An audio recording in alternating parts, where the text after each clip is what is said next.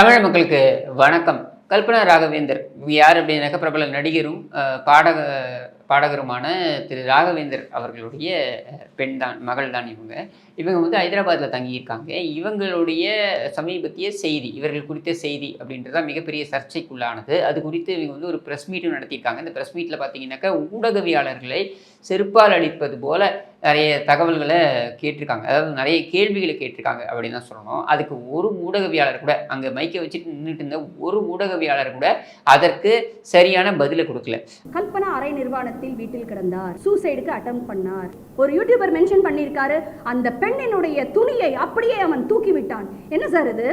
Kalpana madam நீங்க suicide பண்ணிக்கிட்டீங்கன்னு வெளியில பேசிக்கிறாங்க, உண்மையா? இந்த மாதிரி நடந்துச்சா? கேட்கலாமே. அஃபெக்டட் பர்சன், கன்சர்ன் பர்சன் கிட்ட டைரக்டாக கேட்காம, ஐயா தயவு செஞ்சு எந்த நல்லது நீங்கள் வெளியில் சொல்லட்டாலும் பிரச்சனை இல்லை, தவறான நியூஸ் ஐயா நீங்கள் போடுறதுனால ஒவ்வொருத்தருடைய வாழ்க்கை, ஒவ்வொருத்தருடைய மன உளைச்சல் எவ்வளோ ஜாஸ்தி ஆகுதுங்கிறது உங்களுக்கு புரிய மாட்டேங்குது. அது என்ன அப்படின்னாக்கா, அவங்கள சமீபத்தில் அவங்களுடைய வீட்டிற்கு வந்து காவல்துறையினர் வந்திருக்காங்க. ஏன்னா பக்கத்தில் இருக்கக்கூடிய அந்த நபர்கள், நெய்பர்ஸ்ன்னு சொல்லக்கூடிய அக்கம் பக்கம் இருக்கக்கூடியவர்கள் அவங்க கதவை திறக்கவே இல்லை. ரொம்ப நேரமாகியும் நீண்ட நேரமாகியும் அவங்க கதவு திறக்கவே இல்லை என்பதனால் அவர்கள் சந்தேகித்து அவங்க வந்து புகாரை கொடுத்திருக்கிறார்கள். அதன் அடிப்படையில் காவல்துறை அங்கே வந்திருக்கிறது. அந்த பூட்டை உடைத்து கொண்டு, அதாவது உள்ளிருந்து பூட்டப்பட்டிருக்கிறது என்ற நிலையில் அதை உடைத்து கொண்டு காவல்துறை உள்ளே போய் பார்க்குறாங்க. உள்ளே போய் பார்க்கும் பொழுது அவங்க வந்து ஒரு மயக்க நிலையில் இருக்காங்க. அதனால் அவங்கள உடனேயே சிகிச்சைக்கு கொண்டு போகிறாங்க. சிகிச்சைக்கு கொண்டு போகும்பொழுது அவங்க அந்த தூக்க மாத்திரையோ ஏதோ ஒன்றத்தை வந்து அவங்க எடுத்துக்கிட்டாங்க அப்படின்ற செய்தி வருது. இந்த செய்தியை வைத்து மிகப்பெரிய அளவில் சர்ச்சை கிளம்புது. இது பற்றி பார்த்தீங்கன்னாக்கா ஆளுக்கு நமக்கே தெரியும். ஏதாவது ஒரு சம்பவம் நடக்குது அப்படின்னாக்கா அந்த சம்பவத்தை வைத்து எப்படியெல்லாம் கதைகளை கட்டுவார்கள் அப்படின்றது ஊடகங்கள் மற்றும் சமூக ஊடகங்களில் எந்த அளவுக்கு அது போகுன்றது தெரியும். ஆனால் இதில் அதிர்ச்சியளிக்கக்கூடிய விஷயம் என்ன அப்படின்னாக்க, இந்த காவல்துறையினர் அவங்க வீட்டுக்குள்ளே போகிறதும், அவங்க வீட்டு கதவை திறந்துக்கிட்டு, அதாவது அதிரடியாக உடைத்து திறந்துக்கிட்டு போகிறதும், அதுக்கப்புறம் அவங்களுடைய படுக்கை அறைக்கு போய் அவங்க தூங்கிட்டு இருக்காங்க, அவங்கள வந்து மயக்க நிலையில் இருக்காங்க, அவங்கள வந்து எழுப்ப முயற்சி பண்ணுறதும் அப்படின்ற வீடியோ வெளியே வந்துடுச்சு. இது எப்படி வெளியே கசிந்தது அப்படின்றத அதிர்ச்சி அளிக்கக்கூடிய கேள்வியாக இருக்குது. இதைத்தான் அவங்களும் மையமாக வைத்து கேள்வி கேட்கிறார்கள். எப்படி நீங்கள் வெளியிட்டீங்க? ஏன்னா இது ஒரு தனிப்பட்ட நபர் சார்ந்தது அப்படிங்கும் பொழுது இதை எப்படி நீங்கள் வெளியிடுவீங்க?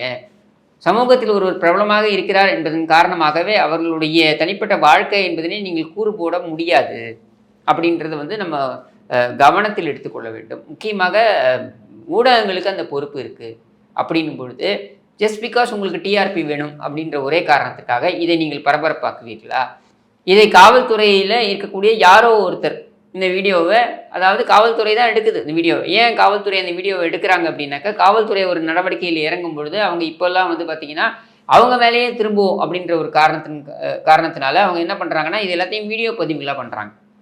ஒரு கைது நடவடிக்கையாக இருக்கட்டும், நம்ம எல்லாரும் பார்த்தோம் 2001 ஐயோ கொள்றாங்களே, கருணாநிதியை கைது செய்த பொழுது அந்த நாடகம்லாம் எப்படி நடைபெற்றது அப்படின்றத நம்ம பார்த்தோம். அது எப்படி பின்னணி டப்பிங் வாய்ஸ், ஐயோ கொள்றாங்களேன்னு கத்தினது கருணாநிதி கிடையாது, ஐயோன்னு கத்தினது மட்டும்தான் கருணாநிதி. ஆனால் ஐயோ கொள்றாங்களே அப்படின்ற அந்த டப்பிங் வாய்ஸ் சேர்த்தது யார் அப்படின்னாக்க, அந்த அயோக்கிய இந்த ஃபேராக்ஸ் மூஞ்சியோட சுற்றிப்பான் பாருங்க, அமுல் பேபி மாதிரி தயாநிதி மாறன், அவன் தான் அந்த டப்பிங்கை கொடுத்தது. அவனுக்கு சன் டிவி ஸ்டுடியோக்கு போய் அந்த டப்பிங்கை கொடுத்தான் அப்படின்றதெல்லாம் வந்து வரலாறு. இது ஏன் சொல்கிறேன்னா, இப்போ இதெல்லாம் என்ன ஆயிடுச்சு, காவல்துறை ஒரு நடவடிக்கை எடுக்கிறாங்க அப்படின்னாலே அதை வீடியோ பதிவாக பண்ணிடுறாங்க. அப்போ கைது செய்யப்பட்டவர் முறையாக கைது செய்யப்பட்டாரா, அல்லது அவர் வந்து எதிர்த்து ஏதாவது ஒரு வேலையை செய்தாரா, அப்புறம் நீதிமன்றத்தில் போய் என்னை அத்துமீறி கைது செய்து விட்டார்கள் அப்படின்னு சொல்லக்கூடாது. இப்படின்னு பல காரணங்களுக்காக இதெல்லாமே வீடியோ பதிவுகளாக வருது. அதுவும் டிஜிட்டல் உலகத்திலே தவிர்க்க முடியாத ஒரு விஷயமாயிடுச்சு. அது மட்டும் இல்லை, இதில் பார்த்தீங்கன்னா அந்த காவல்துறை அதிகாரி அவங்க வீட்டுக்குள்ளே போகிறாங்க, அதை உடச்சிக்கிட்டு போய் அவங்கள ரெஸ்கியூ பண்ணுறாங்க, அதாவது அவங்களை காப்பாற்றுறாங்க, அவங்களை காப்பாற்றி கொண்டு வந்து மருத்துவமனையில் சேர்க்குறாங்க. இது எல்லாமே நம்ம பாராட்டக்கூடிய ஒரு விஷயமா இருக்குது. ஆனால் இதையெல்லாம் நீங்கள் பொதுவில் வந்து வைக்க வேண்டிய அவசியம் எங்கிருந்து வருகிறது? எதற்காக நீங்கள் அதை அப்படி காண்பிக்க வேண்டும்? ஒரு படுக்கை அறையில் இருக்கக்கூடியதை நீங்கள் எடுத்து காண்பிப்பீர்களா? இதற்கு உங்களுக்கு யார் அனுமதி கொடுத்தது? பகிரங்கமான ஒரு அத்துமீறல், அதாவது ஒருத்தருடைய தனிப்பணித்த வாழ்க்கையில் அத்துமீறக்கூடியது. இதை இன்வேஷன் ஆஃப் பிரைவசி என்று ஆங்கிலத்தில் நம்ம சொல்லுவோம். அதை அவர்கள் செய்திருக்கிறார்கள். இதை வைத்து பல கட்டுக்கதைகள், அவருக்கும் அவர் கணவருக்கும் ஏதோ பிரச்சனை, அவர் கணவர் ஊரில் இல்லை, அவர் வெளியே இருக்கிறார், அவருடைய மகள், இப்போ நீங்கள் பார்த்துருப்பீங்க இந்த பேட்டியில், அவங்க மகள் ரொம்ப தெளிவாக பேசுகிறாங்க. Jaya Prasad Prabhakar. I am Kalpana Raghavendra and Prasad Prabhakar's daughter. No issues. She's perfectly fine and happy and healthy now. My mama, she's a singer. She's doing her LLB and also doing her PhD. So, Danvalla, she has insomnia. So, to treat her insomnia, doctor had prescribed her a tablet and she had consumed that in an overdose. Like, she had overdosed slightly. This is not a suicide attempt. It's just a slight overdose because of stress in like general life stress. Please do not manipulate any information. Our family is perfectly fine. My mom and dad are very much happy. I am happy. Everybody is perfectly fine in my family. இல்லைங்க, எங்கள் அம்மா வந்து அவங்களுக்கு வந்து இன்சாம்னியா அப்படின்னு அவங்களுக்கு ஒரு பிரச்சனை இருந்தது. அந்த இன்சோம்னியான்ற பிரச்சனையினால அவங்க வந்து அந்த மருந்தை எடுத்துக்கக்கூடிய, அந்த மாத்திரையை எடுத்துக்கக்கூடிய பழக்கம் வைத்திருந்தால் அந்த மாத்திரையை வந்து ஒரு 2 ஓவர் டோஸாக எடுத்திருப்பாங்களா போல இருக்குது. அதனால அவங்களுக்கு அந்த பிரச்சனை ஏற்பட்டதை தவிர்த்து வேறு எந்த பிரச்சனையும் கிடையாது, தனிப்பட்ட பிரச்சனை எதுவும் கிடையாது அப்படின்னு சொல்லிட்டு. அப்படியே தனிப்பட்ட பிரச்சனை இருக்குன்னே வச்சுக்கோமே, அதுக்கு நமக்கு என்ன பிரச்சனை? நாம் ஏன் அதை அசை போடணும்? நாம் ஏன் அது குறித்து விவாதிக்கணும்?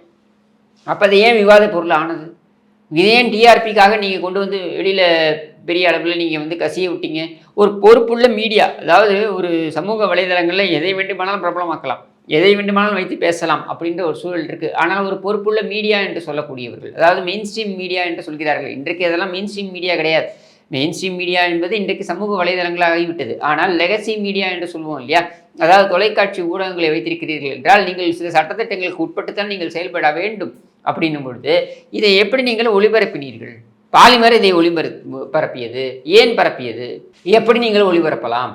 ஒருவருடைய படுக்கை அறையில் ஒருவர் படுத்து தூங்கி உறங்கி கொண்டிருப்பது அப்படின்றதோ அல்லது மயக்க நிலையில் இருப்பதோ என்பது அவங்களோட தனிப்பட்ட விஷயம். இதை எப்படி கொண்டு வந்து நீங்கள் விவாத பொருளாக்குறீங்க? அவங்க உடல்நிலை பாதிக்கப்பட்டிருந்தார், அவர் மருத்துவமனையில் சேர்க்கப்பட்டார், அவர் வந்து சிகிச்சை அளிக்கப்படுகிறது, இதோடு நிறுத்திக்க வேண்டியதானே? ஏன் இத்தனை தகவல்களையும் கொண்டு வந்து நீங்கள் வந்து முன்வைக்கிறீங்க, விவாத பொருளாக்குறீங்க? இதை வைத்து யூடியூப்பில் பார்த்தீங்கன்னாக்கா ஆளுக்கு இந்த பைல்வான் ரங்கநாதன், குட்டி பத்மினி, இந்த வகையாராக்கள் இருக்காங்க இல்லையா, இந்த மாதிரியான ஆட்கள் நிறைய பேர் கிளம்பிடுவாங்க. என்னன்னாக்கா இவர்களுக்கு ஏதோ விஷயம் தெரிஞ்ச மாதிரி, இதான் நடந்திருக்கிறது, இதான் நடந்திருக்கும், அதனால் அவர் வந்து தற்கொலை செய்ய முயற்சி செய்து கொண்டார் இப்படின்னு ஆளுக்கு ஒரு கதையை கட்டுறது. இதை வைத்து ஒரு நரேட்டிவ் ஒரு 3 நாட்களுக்கு. ஏன்னா இவர்களை பொறுத்த வரைக்கும் வியூஸ் வரணும். அந்த வியூஸ் வர வேண்டும் என்பதற்காக எதை வேண்டுமானாலும் நாம் வந்து ஒரு ஒரு ஒரு கண்டென்ட்டாக கொண்டு போவோம். சில வருடங்களுக்கு முன்னர் பார்த்தீங்கன்னாக்கா விகடனில் ஒரு செய்தி போட்டாங்க. நடிகை கனகா குறித்து ஒரு செய்தி போட்டாங்க. அது என்னென்னா, நடிகை கனகா மறைந்து விட்டார் அப்படின்னு செய்தி. அதிர்ச்சி. ஏன்னா எனக்கு நடிகை கனகா அவர்களே தெரியும். அப்போ உடனே அவங்களுக்கு தெரிஞ்சவங்கள்ட்ட தொடர்பு கொண்டு வரும்போது அப்படிலாம் உண்மை இல்லை அப்படின்னு உடனே நான் விகடனுக்கு ஃபோன் பண்ணி சொல்கிறேன், ஏங்க இப்படி ஒரு செய்தி போட்டிருக்கீங்க, அதிர்ச்சிகரமான செய்தியாக இருக்குங்க, அப்படி அது உண்மை கிடையாதுங்க அப்படின்னு சொன்ன உடனே அடுத்த செய்தி போடுறாங்க, கனகா இன்னும் சாகலையாம். என்ன சொல்ல வரீங்க நீங்கள்? இன்றைக்கு மீடியா என்ன செய்து கொண்டிருக்கிறது? எதை செய்தியாக்க வேண்டும், எதை செய்தியாக்கக்கூடாது அப்படின்றதை திட்டமிட்டு இவர்கள் செயல்பட்டு கொண்டிருக்கிறார்கள். அதில் இந்த மாதிரியான பிரபலங்களாக இருக்கக்கூடியவர்கள், அவர்கள் திரைப்பிரபலங்களாக இருந்தால் இன்னும் கூடுதல் சந்தோஷம் இவங்களுக்கு. அவங்களுக்கு என்ன பிரச்சனை இருக்கோ, அவங்களுக்கு உளவியல் ரீதியாக என்ன பிரச்சனை இருக்குது, உடல் ரீதியாக அவங்களுக்கு வந்து என்ன பிரச்சனைகள் இருக்குது, அதை எப்படி அவங்க எதிர்கொள்வாங்க, அதை பற்றிலாம் கவலையே கிடையாது. நம்மை பொறுத்த வரைக்கும் கொண்டு போய் கேமரா வச்சிடணும். ஏதாவது ஒரு திரைப்பிரபலம் இறந்து விட்டாரா, அங்கே போய் கேமரா வச்சிடணும். யார் யார் வராங்க, என்ன மாலையை கொண்டு வராங்க, என்ன போடுறாங்க, என்ன அழறாங்க, என்ன ஒப்பாரி வைக்கிறாங்க, அத்தனையும் பதிவு செய்யணும், லைவில் ஓட்டணும். எல்லார் வீட்லேயும் அதை பார்க்கணும். அந்த இழவு என்பது ஒரு வீட்டில் விழுந்திருக்கிறது என்றால் அது அனைவர் வீட்டுக்கும் கொண்டு போய் சேர்க்கக்கூடிய அந்த கேவலமான வேலையைத்தான் இந்த ஊடகங்கள் செய்து கொண்டிருக்கின்றன. காலையில் எழுந்தவொடனே யோசிச்சு பாருங்கள், ஒரு இழவு வீடு அப்படின்னு வந்தால் எதுக்காக வந்து அந்த வீடு அந்த இதை எடுத்துகிட்டு சடலத்தை எடுத்துகிட்டு போனதுக்கப்புறம் அதை எதுக்கு சுத்தப்படுத்துகிறாங்க, ஏன் அந்த இடத்த கழுவுறாங்க, ஏன் அந்த இடத்த வந்து சுத்தப்படுத்தி அடுத்த ஒரு சடங்குகள்லாம் முடித்து அந்த சடங்குகளோட முடிவில் ஏன் வந்து இனிப்பை கொடுக்குறாங்க?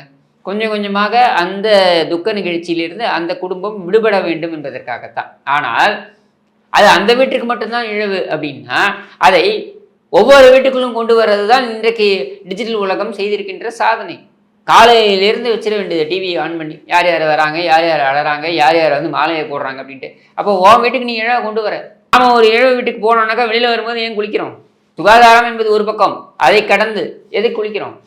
ஏனென்றால் அதிலிருந்து நாம் விடுபட வேண்டும் உளவியல் ரீதியாக என்பதற்காகத்தான் அந்த வழக்கத்தை வைத்திருக்கிறார்கள். ஆனால் நீ என்ன பண்ற, அதை எடுத்துட்டு வந்து உன் வீட்டுக்குள்ள வச்சுக்கிற. காலையில இருந்து சாயங்காலம் வரைக்கும் அவன் பாடி எடுக்கிற வரைக்கும், அதை எடுத்து அதுக்கப்புறம் அவன் சடங்குகள் பண்ணி முடிக்க வரைக்கும், அடுத்த நாள் பால் ஊத்துற வரைக்கும் விடுறது கிடையாது. அத்தனையும் உன் வீட்டுக்குள்ள கொண்டு வர. அப்போ இந்த அத்தனை நெகட்டிவிட்டியும் நீ உள்ள செத்துக்கிற. இதனால என்ன கிடைக்க போகுது உனக்கு? இதை அதிகமாக இங்கே இப்போ தமிழக ஊடகத்தில் செய்து கொண்டிருக்கிறார்கள், அதுவும் சமூக ஊடகங்களில் செய்து கொண்டிருக்கிறார்கள் அப்படின்றத நம்மளால் பார்க்க முடிகிறது. எத்தை தின்றால் பித்தம் தெளியும் என்று அலையக்கூடியவர்கள் தான் இதை செய்வார்கள். கண்டென்ட் இல்லைன்னா இதை தான் பண்ணு. அதை கல்பனா செருப்பால் அடித்தது போல கேள்வி கேட்டிருக்கிறார் அந்த பத்திரிகை சந்திப்பில். ஒரு பத்திரிகையாளர் கூட அதுக்கு பதில் சொல்ல முடியாது. ஏன்னா உங்களுக்கெல்லாம் சமூகத்தின் மீதான பொறுப்பு, அக்கறை என்பது அறவே கிடையாது அப்படின்றத இந்த ஒரு சம்பவமும் நமக்கு நிரூபிக்கிறது என்று கூறி விடைபெறுகிறேன். நன்றி, வணக்கம்.